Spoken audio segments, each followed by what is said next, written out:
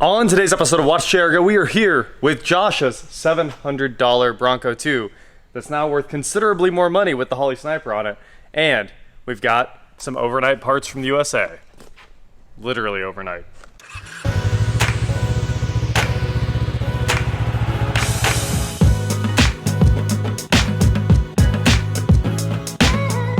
What is going on, guys? I am Watch Chair Go, and like I said, I'm here with the Bronco II, and we've been working on it for a couple of days. And it would have been done on day two. Day one was an easy chill day while we tore everything apart. Day two, we put this thing back together with the sniper, the 2-barrel sniper, and we realized that we needed Holley's coil driver to run the ignition coil. So this was overnighted yesterday because obviously they were closed for the holidays. And now we should be ready to hook this thing up. Now Josh is on his way, but he can't be here till late at night, and I want to make sure that this actually solves our problem. So I'm going to go ahead and temporarily hook it up, and we're going to find out if it works.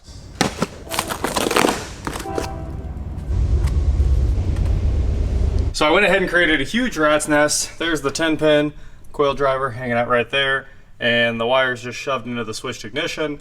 Let's test. I think this is going to start right up on the first try, but I do want to know for sure. So let's get in here, set it to a magnetic pickup distributor, and get to it. The one thing we do need to do before we jump right back in is make sure this thing is set up with a magnetic distributor. So I'll make a new tune for it real quick. Tune created, cycle the ignition, here we go, and I bet it starts.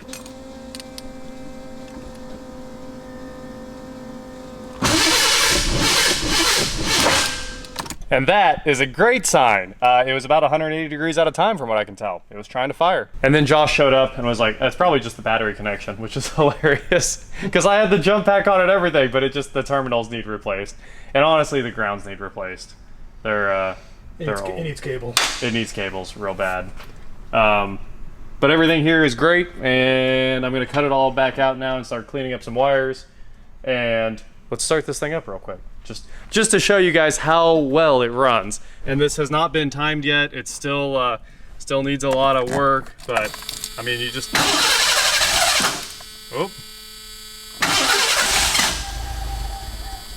Distributor too far over or something? I don't hear the fuel pump anymore. Oh. The fuel pump came unplugged. Fuel pump really came unplugged. I wonder if that's been our problem the entire time. Yeah, fuel pump. Okay, starting. Here we go. Hold on. Okay. That would explain a lot. Yeah, I think we kind of fuel pressure. Hey! So ignore everything we just did. The relay's right on the firewall and it had just fallen off of its socket. It was me, my fat arm like pulled down on it. Oh, you pulled on it? Yeah. I was like, I had that securely in there. I don't know how. Okay, here we go. Oh, it's angry there. Okay. All right. Yeah, that's what we're used to. I'm gonna set it to 1. Static timing 1.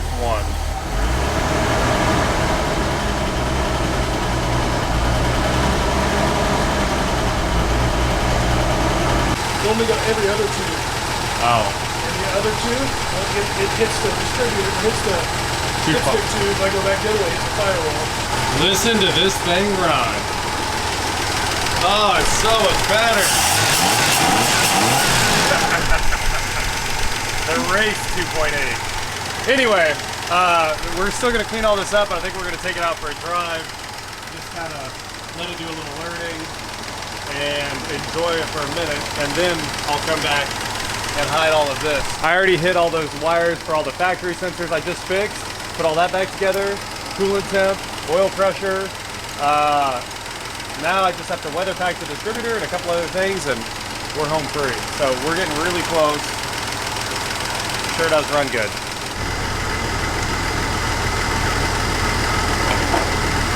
IX got it. Nice. So Holley sends all those out with the default 13.0 for idle, Yeah. which seems a little wrench, but You turn it down to like 13.4, 13.5? yeah, my Mustang I think it's like 13.5. Yeah. Just so I don't smell like gas everywhere. Right, right. Well, Josh is cutting to length the air cleaner bolt. You can size it, obviously, because there's different height air cleaners. So now that one is perfectly set up for the system. Oh, except the threads are a little, That's all right. I got a tap if you want.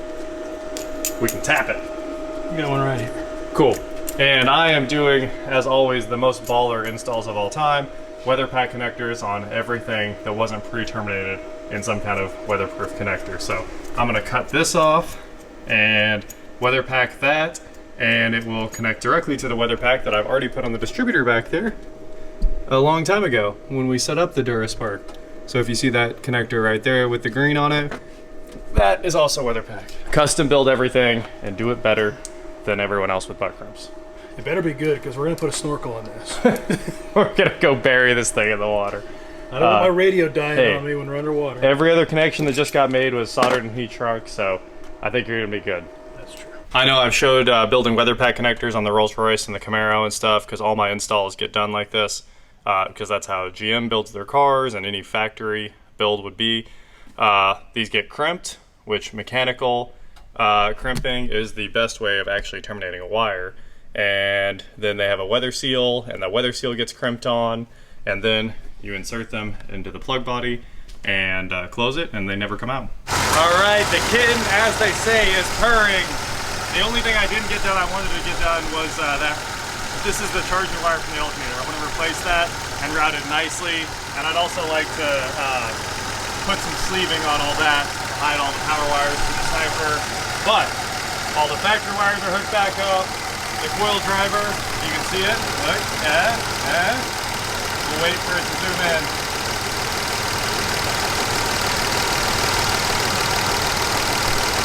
See the coil driver hiding up in there? Pretty clean. All the connections are finally made. Everything's in the place it needs to be.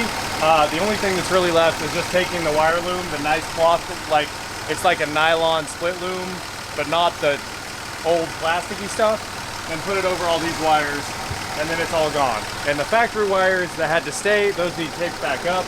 I know it looks like a little bit of spaghetti down there, but that's just how factory harnesses look. And we've cut basically everything out it didn't need, and everything else works. So this thing should be super reliable for the rest of its life. It runs amazing, it rubs now, it is a ripper like we said, and we're gonna go drive this thing. I'm gonna show you guys revving this, and it's gonna blow your mind, because it could never do this. It would just fall on its face with the car.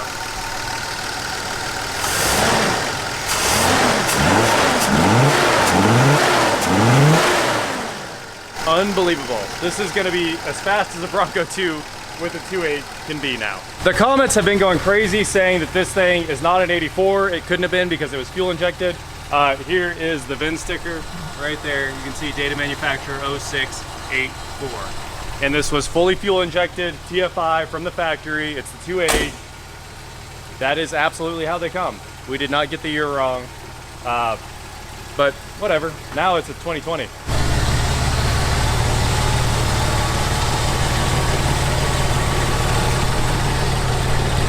All right, how much power, I wanted to bring the draggy, but how much power do you think this has picked up? I mean, the throttle response didn't exist before, and now it's like fire. I mean, it's lightning fast, and I'm assuming it's already picked up like 15, 20 horsepower probably. I was gonna guess 20 to 30. Yeah, and people were they were mad when we did it on first they were mad about this, saying that it wasn't gonna help and it was still gonna be a dog, but it's clearly, we haven't even driven it, but we know it's a rocket ship already.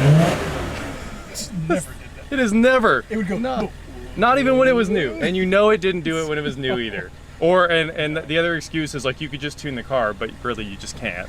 The later iteration of this engine, the 2.9 liter, yeah, it went with a completely different cam rotation. Yeah. And they got rid of the distributor, or I would have done something like with that distributor possibly, because it was fuel injected, like sure, a multi-port, yeah, like a big tall tunnel ram. It looked right, like a TPI in an early Camaro. Right. That thing was an absolute ripper. Oh yeah, yeah. Dude, those things would murder some RPMs. But this thing was just gutless. From the heads down, it's the same engine yeah, as this. So yeah, it's just slightly different heads, and an EFI is really the only difference. Yeah, and the EFI fixes it. It makes everything better by correctly metering the air and fuel. Anyway, my 65, I feel like my 65 picked up like 50 horsepower. It was never fast, it never had any throttle response, and now it's amazing. I turn the key, it's great. So I don't know why we need to defend that we're doing the best thing in the world for all of these cars. But I felt like, you know, throwing a few words in that this thing is now awesome, and my 65 is now awesome, and everything else that I have on a Holley EFI is awesome. So, Anyway, I'll never stop doing what I do. That's what it comes down to. And it's making cars way better. Let's drive this thing. I can't wait to see a big pull. We'll throw a draggy on it too. Man, I love the ashtray mount for the screen. It works. It's already faster. I can already tell. Dude, it drives like a real car now. I'm barely on the throttle. I would be half throttle before. Yeah, I remember, I drove it. It was a huge pain to drive it when we went and got the Ranger. Yep. I was afraid to pull out in front of cars before. Yep. Because you'd have to floorboard this thing to get going. Nope, but now we've got a 150, 60 horsepower out of the old 2.8, making it a great car, awesome driver. Oh yeah. I just picked right up and went. As you can see, I'm quarter throttle. Yep. This was almost full throttle before. It is definitely quarter throttle. 18% TPS. It does feel awesome. Yeah.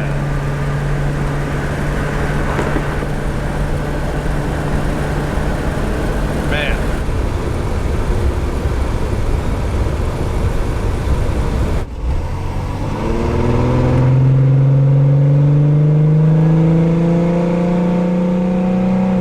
Man, I wish we had the Dragon. It's probably an 18 in reality, but it's still, it feels great. I guess you're only like 50% throttle.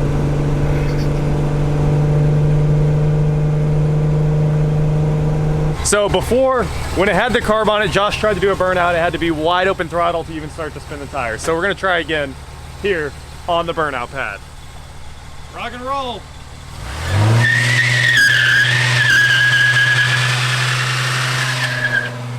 That's awesome.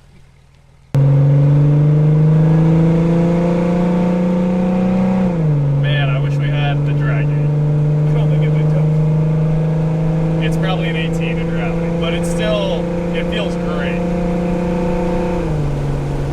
Anyway, drivability's fixed. It has plenty of down low torque, so you can just turn corners and take off without like feathering carburetors like you do half the time. And it's just awesome. Josh was like, make sure you mention that this hasn't even gone into its learning stage yet. Like, this is its first time getting up to temp and everything. This is completely out of the box, no tuning. It'll tune as you drive because it's completely self-tuning. So it just gets better, better and better and better. Just like this Bronco II that we can drive like a normal daily now, a modern car. That is it for today, guys. Thank you so much for watching. Don't forget to head on over to shop.watchjrgo.com where you get cool shirts just like this. And please like, share, subscribe, do whatever you want to do. And I will talk to you next time.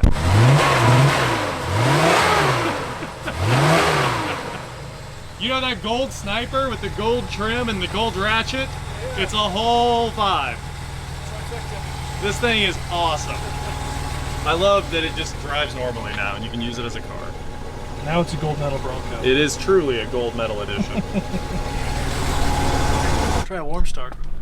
Let's see. Oh, yes! Oh, it starts instantly! I love how this thing is coming out. This is white carbon fiber.